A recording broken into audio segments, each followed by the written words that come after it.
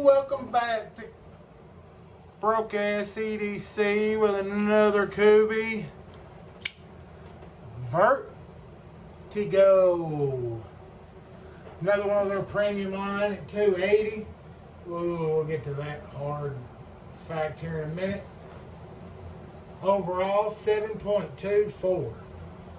3.11 on that S35VN Wharncliffe stonewash blade. Handle 4.13 on the titanium and carbon fiber action there. Little flat grind action on that, and the whole package designed by Peter Carey. 3.71 ounces of frame lock goodness, single-sided pocket clip, little geared back spacer, solid lock bar access, dead nut center, little thumb stud action only. She slugs though. All four fingers. Good neutral handle. You can feel the clip a little bit, that little fanned out clip, but nothing crazy. That is a nice little rest for the old fat thumb if you're gonna get serious with the Gorilla Grip. Reverse flick, got that scissor sound to it. KB does it pretty spot on with the billboarding. Got the KB pivot clean elsewhere.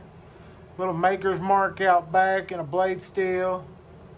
Hardware, little offset color. The blue kind of pops on this nicely. It's not as clean here lately. A lot of knives are going down to damn 1 or 2 screws. This one, you know, it's down to the 2 mark.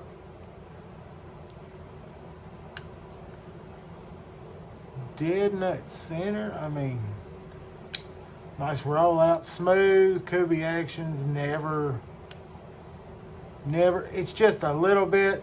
Well, the old knifeaholics pointed that out. The way the end of the handle there kind of makes that blade look like the blade to handle ratio's off a little bit. I don't know. I just don't see it. What do y'all think?